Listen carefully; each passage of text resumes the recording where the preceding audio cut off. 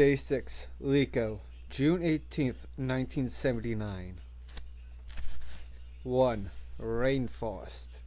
The next morning, they entered the humid, perpetual gloom of the Congo rainforest. Monroe noted the return of old feelings of oppression and claustrophobia, tinged with a strange, overpowering lassitude as a Congo mercenary in the 1960s. He had avoided the jungle wherever possible. Most military engagements had occurred in open spaces in the Belgian colonial towns, along riverbanks. Besides the red dirt roads, nobody wanted to fight in the jungle. The mercenaries hated it, and the superstitious Sambas feared it. When the mercenaries advanced, the rebels often fled into the bush, but they never went very far, and Monroe's troops never pursued them. They just waited for them to come out again.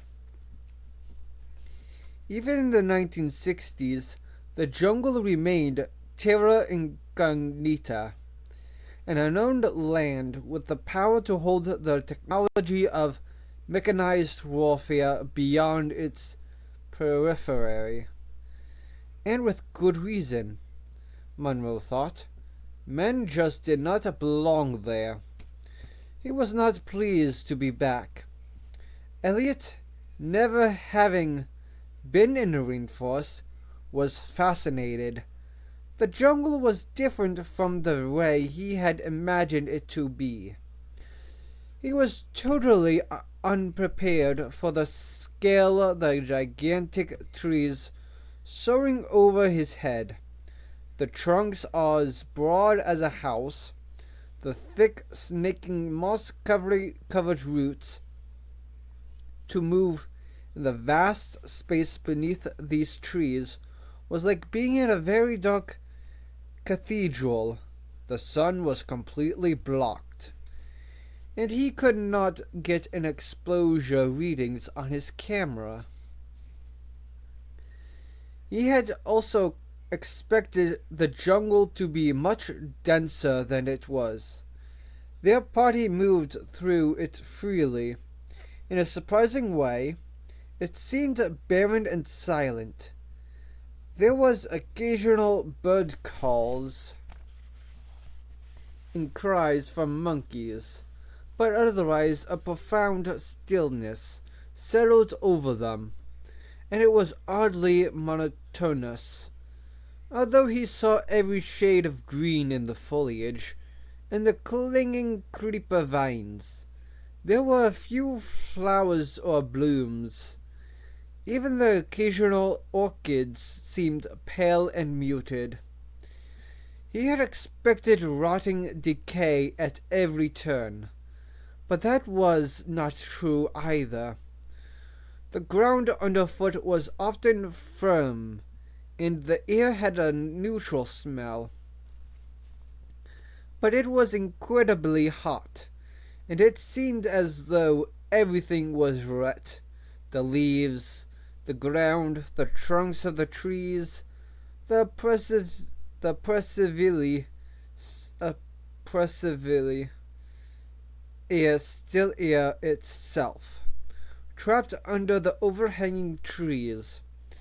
Elliot would have agreed with Stanley's description from a century before. Overhead, the wide-spreading branches absolutely shut out the daylight. We marched in the feeble twilight. The dew dropped and pattered on us incessantly. Our clothes were heavily saturated with it. Perspiration exuded from every pore, for the atmosphere was stifling. What a foreboding aspect had the dark unknown which confronted us. because Elliot had looked forward to his first experience of the equatorial African rainforest. He was surprised at how quickly he felt oppressed, and how soon he entertained thoughts of leaving again. Yet the tropical rainforest had spawned most new life forms, including man. The jungle was not one uniform environment, but many different micro-environments arranged vertically, like a layer cake. Each micro-environment supported a bewildering profusion of plant and animal life. But there were typically few members of each species. The tropical jungle supported 4 times as many species of animal life as a comparable temperate forest.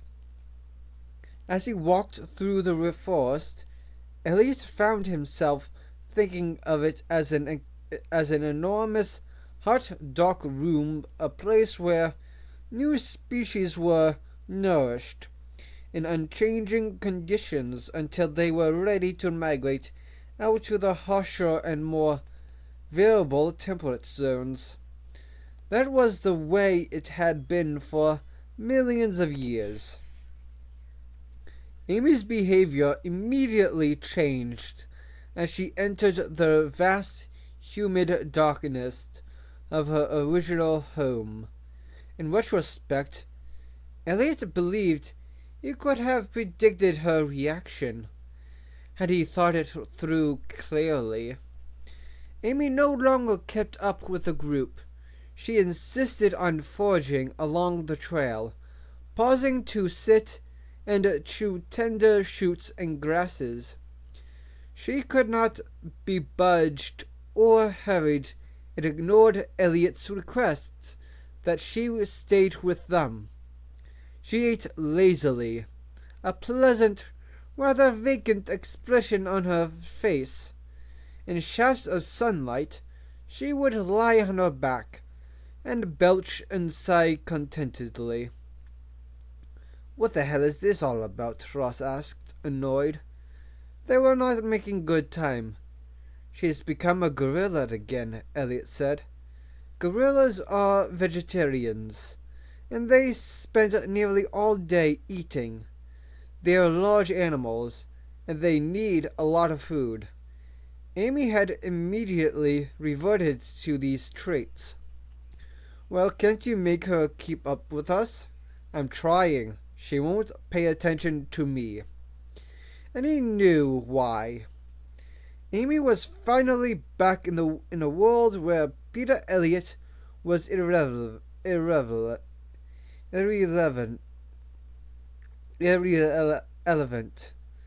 where she herself could find food and security and shelter and everything else that she wanted. "School's out," Monroe said, summarizing the situation. But he had a solution. "Leave her," he said crisply, and he led the party onward. He took Elliot firmly by the elbow. "Don't look back," he said. "Just walk on. Ignore her." They continued for several minutes in silence. Elliot said, "She may not follow us." Come, Professor," Monroe said. "I thought you knew about gorillas." "I do," Elliot said.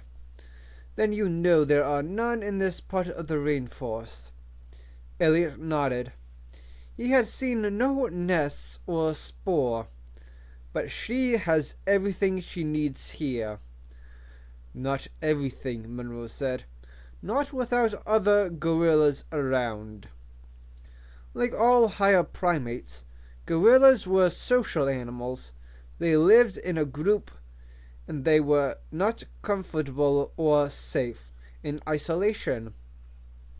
In fact, most primatologists assumed that there was a need for social contact as strongly perceived as hunger, thirst, or fatigue.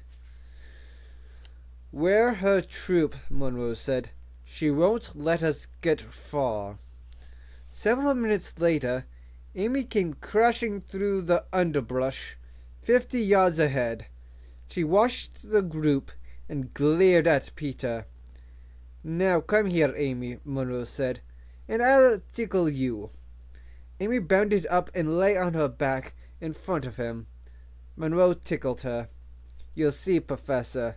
Nothing to it."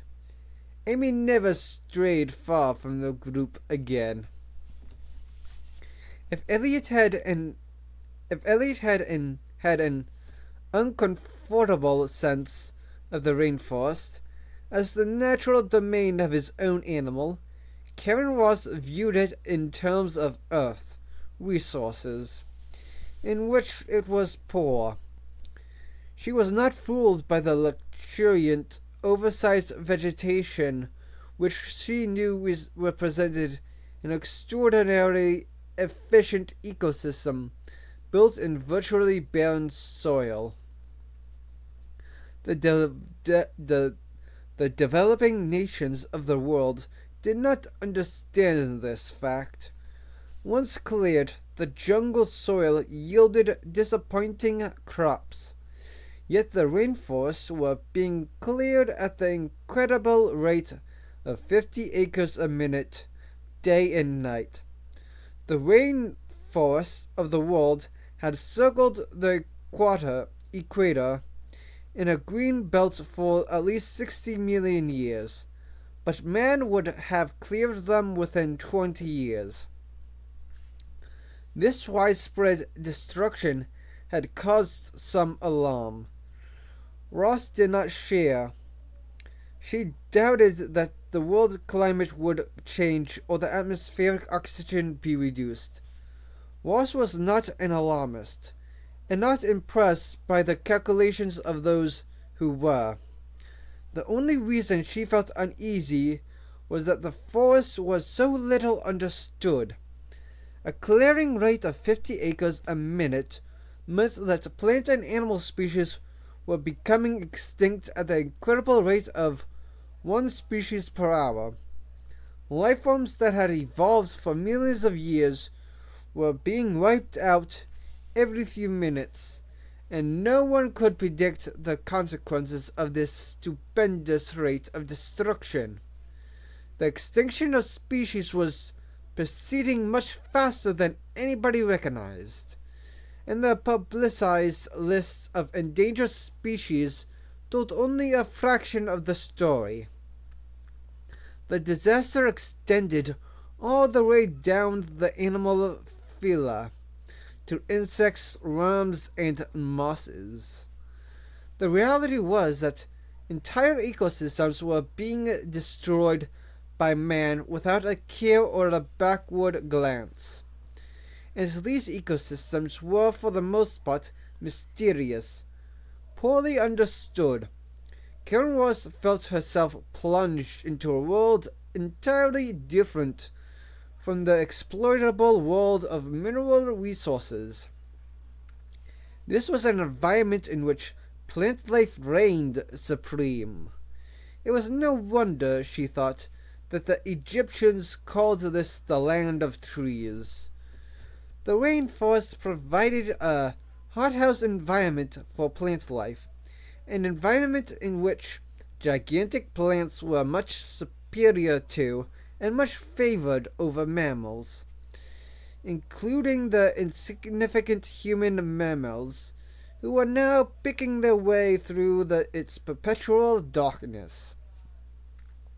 The Kikyu porters had an immediate reaction to the forest. They began to laugh and joke and make as much noise as possible. Ross said to Kahiga, "They certainly are jolly." "Oh no," Kahiga said. They are warning." Warning? Kahiga explained that the men made noise to warn off the buffalo and leopards. "And the tambo," he added, pointing to the trail. "Is this a tambo trail?" she asked. Kahiga nodded. the Tembo live nearby. Kahiga laughed. I hope no, Kahiga said. Tembo, elephant. So this is a game trail. Will we see elephants? Maybe yes, maybe no, Kahiga said. I hope no. They are very big elephants. There was no arguing with this logic, Ross said. They tell me these are your brothers, nodding down the line of porters. Yes, they are my brothers. Ah. But you mean that my brothers, we have the same mother? Yes. You have the same mother? No, Kahiga said. Ross was confused. You are not real brothers. Yes, we are real brothers, but we do not have the same mother. Then why are you brothers? Because we live in the same village. With your father and mother? Kahiga looked shocked. No, he said emphatically. Not the same village. A different village then? Yes, of course. We are Kikyo. Ross was perplexed. Kahiga laughed. Kahiga offered to carry the electronic equipment that Ross had slung over her shoulder, but she declined. Ross was obliged to try and link up with Houston at intervals throughout the day, and at noon she found a clear window, probably because the consortium jamming operator took a break for lunch. She managed to link through and register another field time position. The console read, Field time position check, 10:03 H. They had lost nearly an hour since the previous check, the night before. We've got to go faster, she told Monroe. Perhaps you would prefer to jog, Monroe said. Very good exercise. And then, because he decided he was being too hard on her, he added, a lot can happen between here and Virunga. They heard the distant growl of thunder and minutes later were drenched in a torrential rain. The drops so dense and heavy that they actually hurt. The rain fell solidly for the next hour, then stopped as abruptly as it had begun. They were all soaked and miserable, and when Monroe called a halt for food, Ross did not protest. Amy promptly went off into the forest to forage. The porters cooked cured meat, gravy on rice. Monroe, Ross, and Elliot burned leeches off their legs with cigarettes. The leeches were swollen with blood. I didn't even notice them, Ross said. Rain makes them worse, Monroe said. Then he looked up sharply, glancing at the jungle. Something wrong? No, nothing, Monroe said. And he went into an explanation of why leeches had to be burned off. If they were pulled off, a part of their head remained lodged in the flesh and caused an infection. Kahiga brought them food, and Monroe said in a low voice, Are the men all right? Yes, Kahiga said. The men are all right. They will not be afraid. Afraid of what? Elliot said. Keep eating. Just be natural, Monroe said. Elliot looked nervously around the little clearing. Eat, Monroe whispered. Don't insult them. You're not supposed to know they're here. The group ate in silence for several minutes, and then the nearby brush rustled, and a pygmy stepped out. 2. The Dancers of God. He was a light-skinned man about 4.5 feet tall, barrel-chested, wearing only a loincloth, with a bow and arrow over his shoulder. He looked around the expedition, apparently trying to determine who was the leader. Monroe stood and said something quickly in a language that was not Swahili. The pygmy replied. Monroe gave him one of the cigarettes they had been using to burn off the leeches. The pygmy did not want it lit. Instead, he dropped it into a small leather pouch attached to his quiver. A brief conversation followed. The pygmy pointed off into the jungle several times. He says a white man is dead in their village, Monroe said. He picked up his pack, which contained the first aid kit. I'll have to hurry. Ross said, we can't afford the time. Monroe frowned at her. Well, the man's dead anyway. He's not completely dead, Monroe said. He's not dead forever. The pygmy nodded vigorously. Monroe explained that pygmies graded illness in several stages. First, a person was hot. Then he was with a fever. Then ill, then dead. Then completely dead. And finally dead forever. From the bush, 3 more pygmies appeared. Monroe nodded. Knew he wasn't alone, he said. These chaps never are alone. Hate to travel alone. The others were watching us. If we'd made a wrong move, we'd get an arrow for our trouble. See those brown tips? Poisoned. Yet the pygmies appeared relaxed now. At least until Amy came crashing back through the underbrush. Then there were shouts and swiftly drawn bows. Amy was terrified and ran to Peter, jumping up on him and clutching his chest, and making him thoroughly muddy. The pygmies engaged in a lively discussion among themselves, trying to decide what Amy's arrival meant. Several questions were asked of Monroe. Finally, Elliot set Amy back down on the ground and said to Monroe, "What did you tell them?" "They wanted to know if the gorilla was yours, and I said yes. They wanted to know if the gorilla was female, and I said yes. They wanted to know if you had relations with the gorilla. I said no. They said that was good, that you should not become too attached to the gorilla, because that would cause you pain. Why pain? They said when the gorilla grows up, she will either run away into the forest and break your heart or kill you."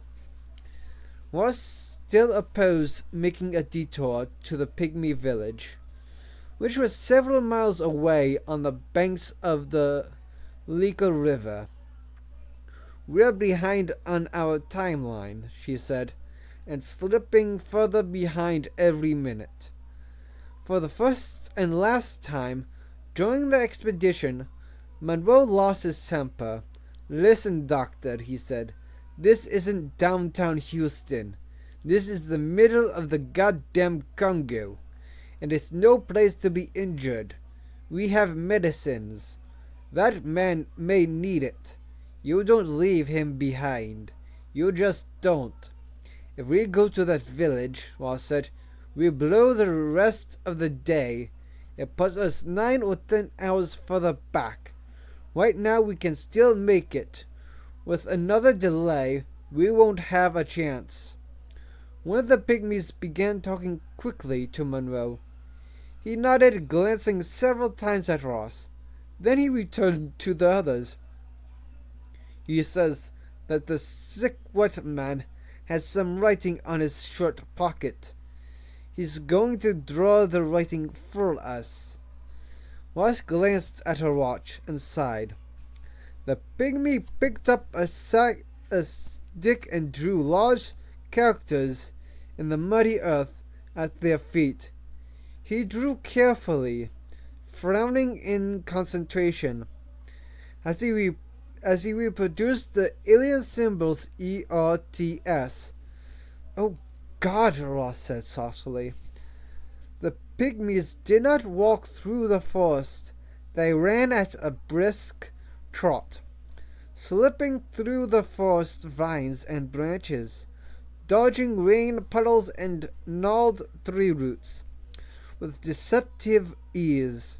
Occasionally, they glanced over their shoulders and giggled at the difficulties of the three right people who followed. For Elliot, it was a difficult pace, a succession of roots to stumble over, tree limbs to strike his head on, thorny vines to tear at his flesh. He was gasping for breath, trying to keep up with the little men who padded effortlessly ahead of him. Ross was doing no better than he, and even Monroe, although surprisingly agile, showed signs of fatigue. Finally, they came to a small stream in a sunlit clearing. The pygmies paused on the rocks, squatting and turning, their faces up to the sun. The white people collapsed, panting and gasping. The pygmies seemed to find this hilarious, their laughter good-natured. The pygmies were the earliest human inhabitants of the Congo rainforest. Their small size, distinctive manner, and defty agility had made them famous centuries before. More than 4,000 years ago, an Egyptian commander named Hukof entered the great forest rest of the mountains of the moon. There he found a race of tiny men who sang and danced to their god.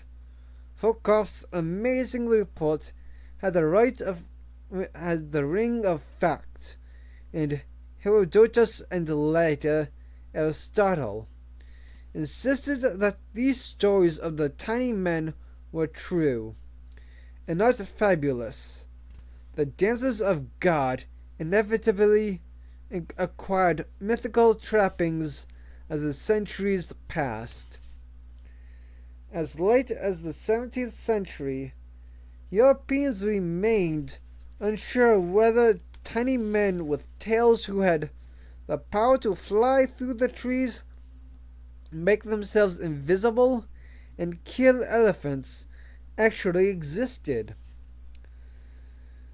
That skeletons of chimpanzees were sometimes mistaken for pygmy skeletons added to the confusion. Colin Turnbull notes that many elements of the fable are actually true. The pounded bark loincloths hang down and look like tails. The pygmies can blend into the forest and become virtually invisible, and they have always hunted and killed elephants. The pygmies were laughing now as they got to their feet and padded off again. Sighing, the white people struggled up and lumbered after them. They ran for another half hour, never pausing or hesitating, and then Elliot smelled smoke, and they came into a clearing beside a stream where the village was located. He saw 10 low rounded huts, no more than 4 feet high, arranged in a semicircle. The villagers were all outside in the afternoon light, the women cleaning mushrooms and berries picked during the day, or cooking grubs and turtles on crackling fires. Children darted around, bothering the men, who sat before their houses and smoked tobacco, while the women worked. At Monroe's signal, they waited at the edge of the camp until they were noticed, and then they were led in. Their arrival provoked great interest. The children giggled and pointed. The men wanted tobacco from Monroe and Elliot. The woman touched Ross's blonde hair and argued about it. A little girl crawled between Ross's legs, tearing up her trousers. Monroe explained that the women were uncertain whether Ross painted her hair, and the girl had taken it upon herself to settle the questions of artifice. "Tell them it's natural," Ross said, blushing. Monroe spoke briefly to the woman. "I told them it was the color of your father's hair," he told Ross, "but I'm not sure they believed it." He gave Elliot cigarettes to pass out, one to each man. They were received with broad smiles and odd girlish giggles. Preliminaries concluded, they were taken to a newly constructed house at the far end of the village, where the dead white man was said to be. They found a filthy, bearded man of 30, sitting cross-legged in the small doorway, staring outward. After a moment, Elliot realized the man was catatonic. He was not moving at all. "Oh my God," Ross said. "It's Bob Driscoll." "You know him?" Monroe said. "He was a geologist on the first Congo expedition." She leaned close to him, waved her hand in front of his face. "Bobby, it's me, Karen. Bobby, what happened to you?" Driscoll did not respond, did not even blink. He continued to steer forward.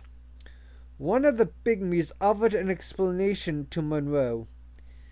"He came into the camp 4 days ago," Monroe said. "He was riled, and they had to restrain him. They thought he had black water fever, so they made a house for him and gave him some medicines, and he was not wild any more. Now he lets them feed him, but he never speaks.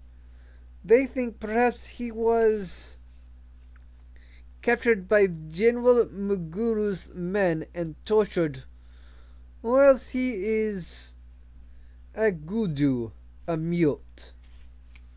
Ross moved back in horror. "I don't see what we can do for him," Monroe said. "Not in his condition. Physically he's okay, but—" He shook his head. "I'll give Houston the location," Ross said, "and they'll send help from Kinshasa." During all this, Driscoll never moved. Elliot leaned forward to look at his eyes, and as he approached, Driscoll wrinkled his nose. His body tensed. He broke into a high-pitched wail. "Ah, ah, ah, ah," like a man about to scream. Appalled, Elliot backed off, and Driscoll relaxed, falling silent again. What the hell was that all about? One of the pygmies whispered to Monroe.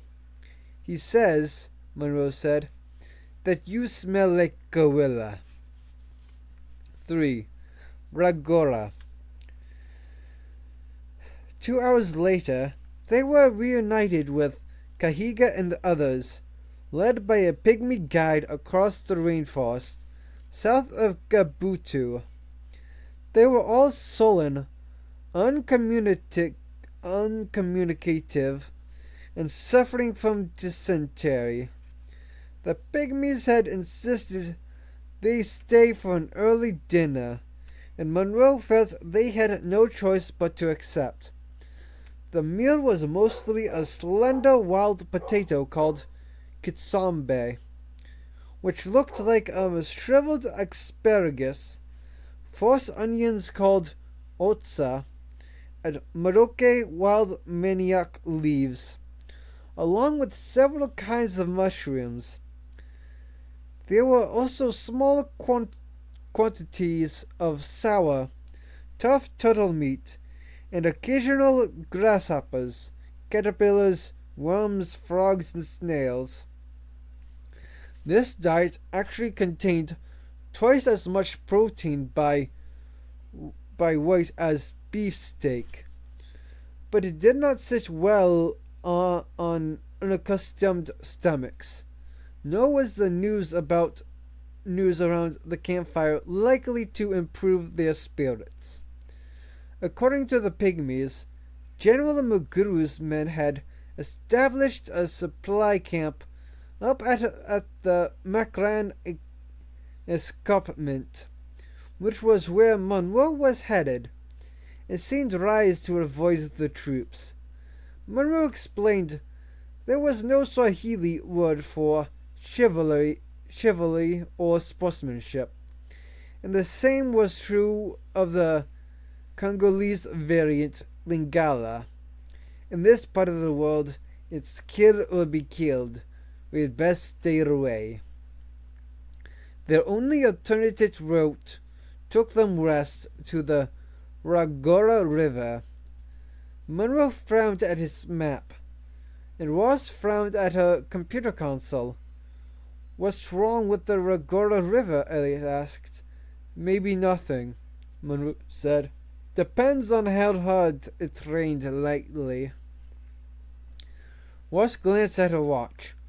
"We're now 12 hours behind," she said.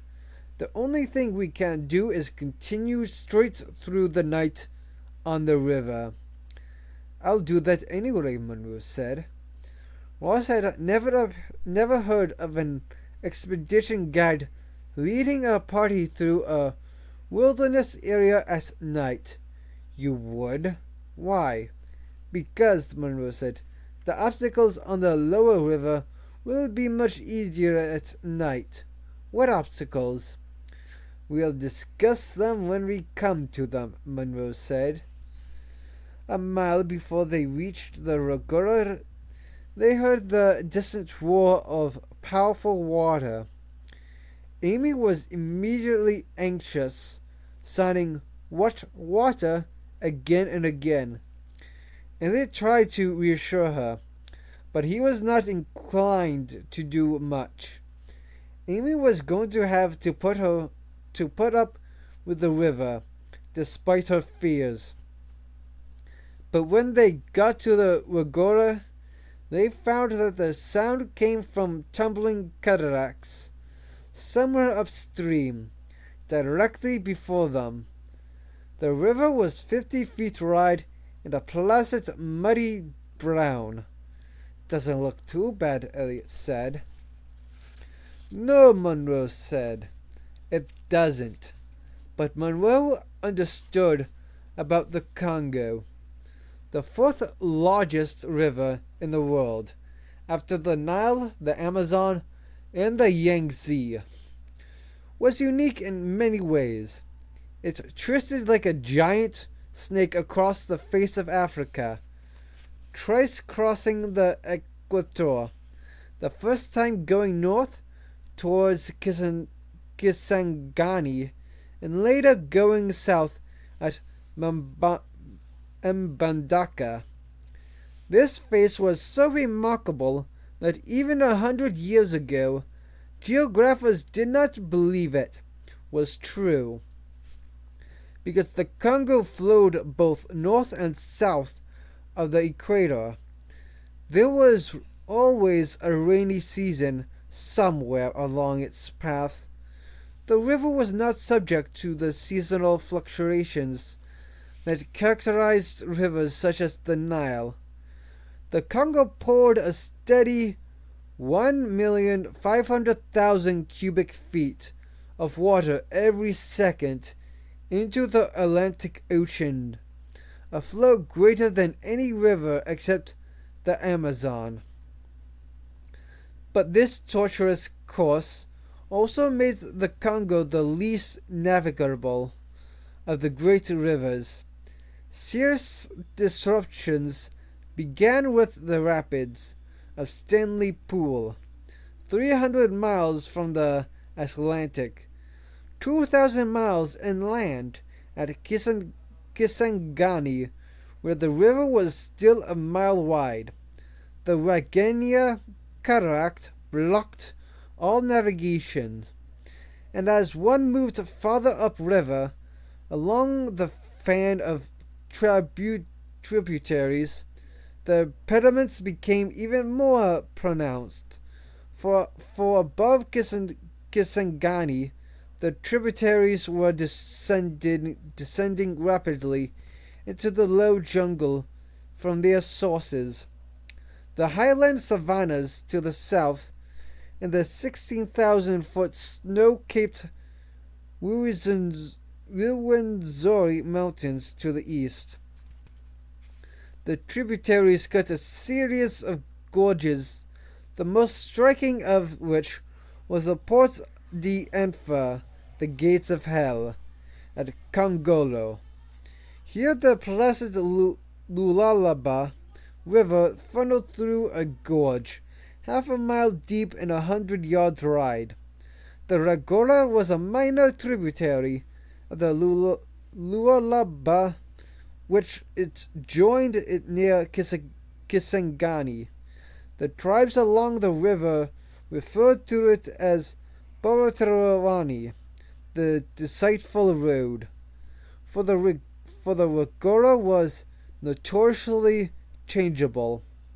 Its principal feature was the Ragora Gorge, a limestone cut 200 feet deep and in places only 10 feet wide. Depending on recent rainfall, the Ragora Gorge was either a pleasant scenic spectacle or a boiling whitewater nightmare. At Abutu, they were still 15 miles upriver from the gorge, and conditions on the river told them nothing about conditions within the gorge.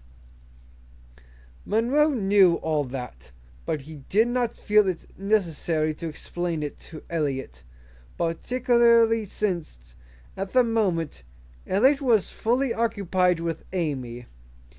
Amy had watched with growing uneasiness at Kahiga's as Kahiga's men inflated the two zodiac rafts.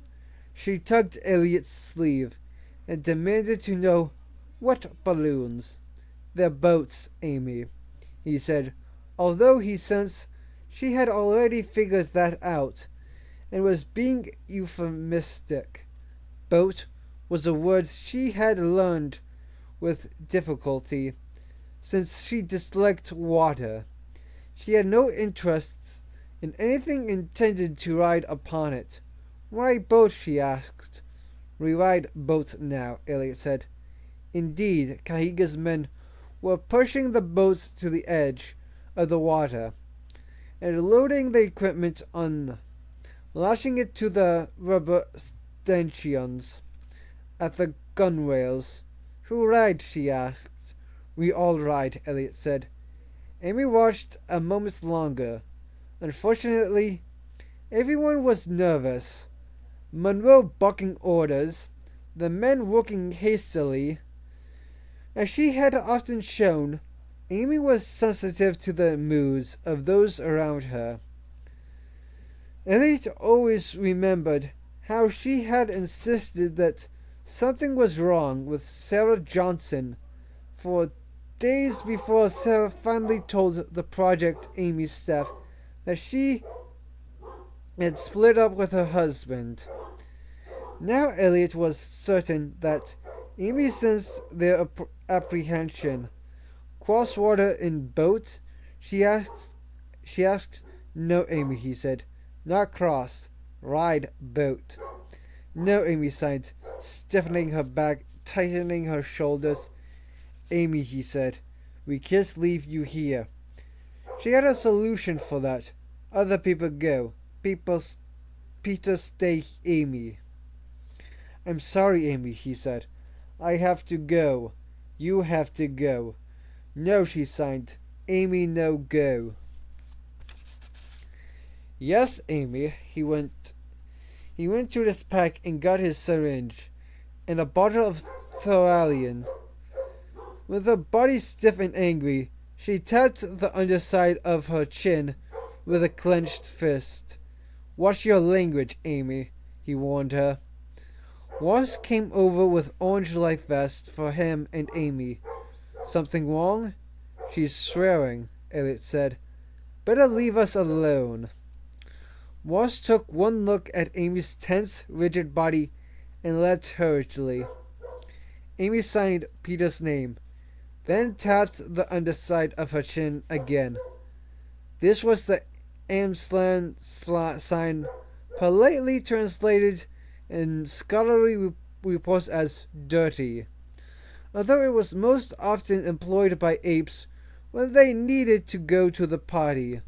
Primate investigators were under no illusions about what the animals really meant. Amy was saying, Peter, shitty. Nearly all language-skilled primates swore, and they employed a variety of words for swearing. Sometimes the pejoratives seemed to be chosen at random, nut or bird or wash. But at least 8 primates in different laboratories had independently settled on the clenched fist sign to signify extreme displeasure. The only reason this remarkable coincidence hadn't been written up was that no investigators was willing to try and explain it. It seemed to prove that apes like people found bodily excretions suitable terms to express denigration and anger. Peter shitty, she signed again. Amy, he doubled the Thoralion dose. He was drawing into the syringe. Peter shitty, both shitty, people shitty. Amy cut it out. He stiffened his own body and hunched over, imitating a gorilla's angry posture that often made her back off, but this time it had no effect. Peter no like Amy. Now she was sulking, turned away from him, signing to nobody. Don't be ridiculous, Elliot said, approaching her with the syringe held ready. Peter like Amy. She backed away and would not let him come closer to her. In the end, he was forced to load the CO2 gun and shoot a dart into her chest. He had only done this 3 or 4 times in all their years together.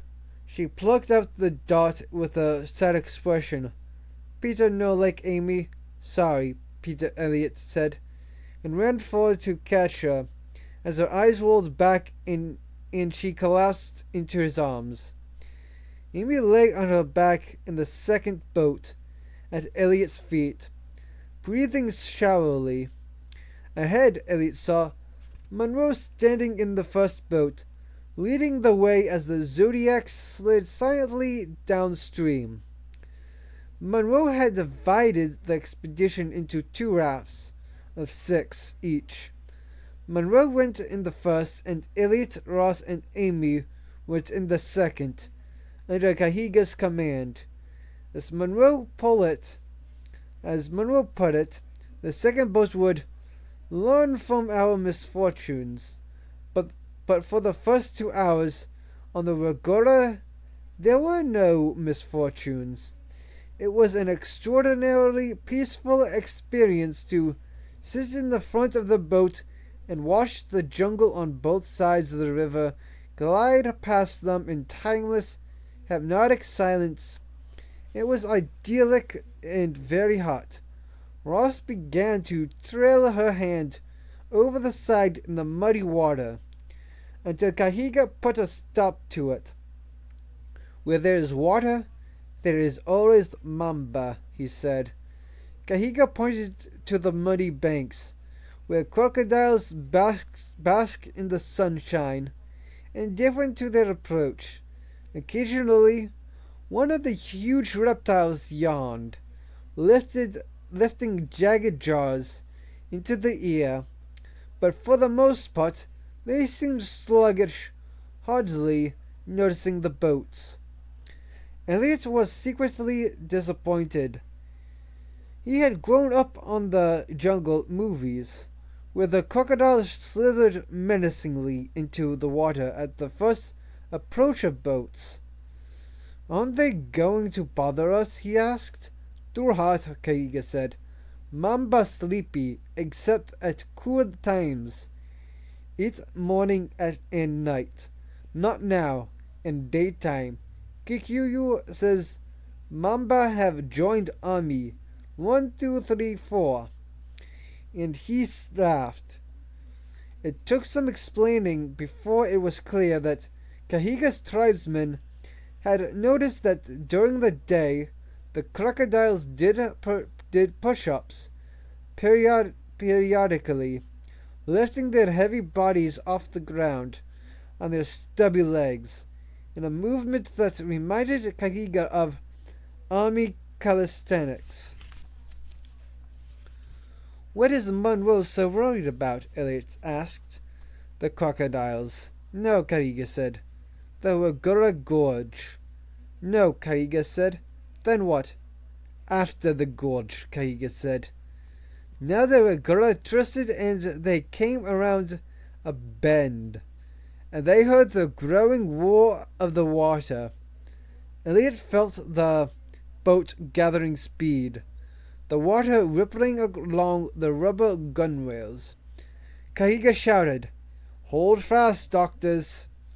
And they were into the gorge. Afterward, Elliot had only fragmented, kaleidoscopic impressions, the churning muddy water that boiled white in the sunlight, the erratic wrenches of his own boat, and the way Monroe's boat up ahead seemed to wheel and upend, yet miraculously remain upright. They were moving so fast it was hard to focus on the passing blur of craggy red canyon walls, bare rock except for sparse green clinging scrub, the hot humid air, in the shockingly cold muddy water that smashed over them, drenching them time and again, the pure white surge of water boiling around the black protruding rocks, like the bald heads of drowned men. Everything was happening too fast. Ahead, Monroe's boat was often lost from sight for minutes at a time, concealed by giant standing waves of leaping, roaring muddy water. The roar echoed off the rock walls, reverberating, becoming a constant feature of their world. In the depths of the gorge, where the afternoon sun did not reach the narrow strip of dark water, the boats moved through a rushing, churning inferno, careening off rocky walls, spinning end around end, while the boatmen shouted and cursed, and fended off the rock walls with paddles. Amy lay on her back, lashed to the side of the boat, and Elliot was in constant fear that she would drown from the muddy waves that crashed over the gunwales. Now that Ross was doing much better, she kept repeating, "Oh my God, oh my God, oh my God," over and over in a low monotone, as the water smashed down on them in successive waves, soaking them to the skin. Other indignities were forced upon them by nature. even the boiling, pounding heart of the gorge. Black clouds of mosquitoes hung in the air, stinging them again and again. Somehow it did not seem possible that there could be mosquitoes in the midst of the roaring chaos of the Laguna Gorge. But they were there. The boats moved with gut-wrenching fury through the standing waves, and in the growing darkness, the passengers bailed out the boats and slapped at the mosquitoes with equal intensities. And then suddenly the river broadened, the muddy water slowed, and the walls of the canyon moved apart. The river became peaceful again. Elliot slumped back in the boat, exhausted, feeling the fading sun on his face and the water moving beneath the inflated rubber of the boat. "We made it," he said. "So far," Kariga said. "But we kick you, so no one escapes from life alive. No relaxing now, doctors." "Somehow," Waz said wearily, "I believe him." They drifted gently downstream for another hour, and the rock walls receded farther away on each side, until finally they were in flat African rainforest once more. It was as if the Laguna Gorge had never existed. The river was wide and sluggish, gold in the descending sun. Elliot stripped off his soaking shirt and changed it for a pullover, for the evening air was chilly. Amy snored at his feet, covered with the towel so she would not get too cold. Walsh checked her transmitting equipment, making sure it was all right. When she was finished, the sun had set and it was rapidly growing dark. Kahiga broke out a shotgun and inserted yellow stubby shells. "What's that for?" Elliot said. "Kiboko," Kahiga said. "I do not know the word in English," he shouted. "Mizi nini mana kiboko." In the lead boat, Monroe glanced back. "Hippopotamus," he said. "Hippo," Kaiga said. "Are they dangerous?" Elliot said. "At night, we hope no," Kaiga said. "But me, I think yes." The 20th century had been a period of intensive wildlife study, overturned many long-standing conceptions about animals. It was now recognized that the gentle, soft-eyed deer actually lived in a ruthless, nasty society, while the supposedly vicious wolf was devoted to family and offspring in exemplary fashion, and the African lion, the proud king of the beasts, was relegated to the status of slinking scavenger, while the loathed hyena assumed a new dignity. For decades, observers had come upon a dawn kill to find lions feeding on the carcass, while the scavenging hyenas circled at the periphery, awaiting their chance. Only after scientists began night tracking the animals did a new interpretation emerge. Hyenas actually made the kill, only to be driven off by opportunistic and lazy lions, hence the traditional dawn scene. This coincided with the discovery that lions were in many ways erratic and mean, while the hyenas had a finely developed social structure. It's another instance of long-standing human prejudice towards the natural world of animals. but the hippopotamus remained a poorly understood animal. Herodotus' river horse was the largest African mammal after the elephant, but its habitat of lying in the water with just eyes and nostrils protruding made it difficult to study. Hippos were organized around a male. A mature male had a harem of several females and their offspring, a group of 8 to 14 animals altogether. Despite their obese, rather humorous appearance, hippos were capable of unusual violence.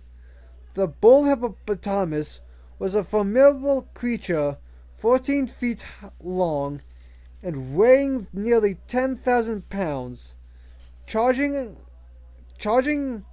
he moved with extraordinary speed for such a large animal, and his four stubby blunted tusks were actually razor sharp on the sides.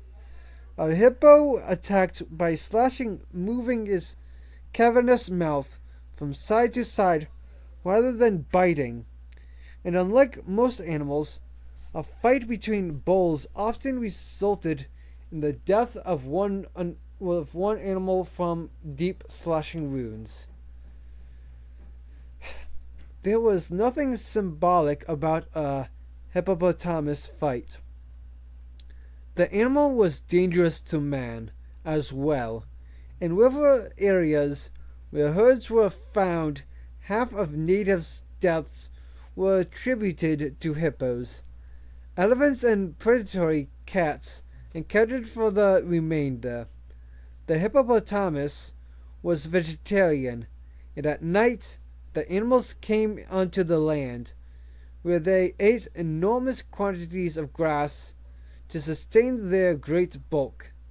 A hippo separated from the water was especially dangerous.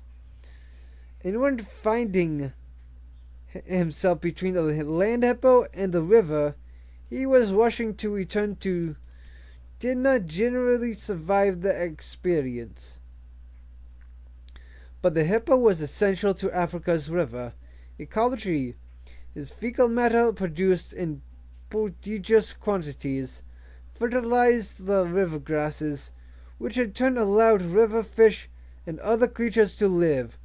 Without the hippopotamus, African rivers would be sterile, and when they had been driven away, the rivers died. This much was known, and one thing more. The hippopotamus was fiercely territorial. Without exception, the male defended his river against any intruder, and has had been recorded on many occasions. Intruders included other hippos, crocodiles, and passing boats, and the people in them.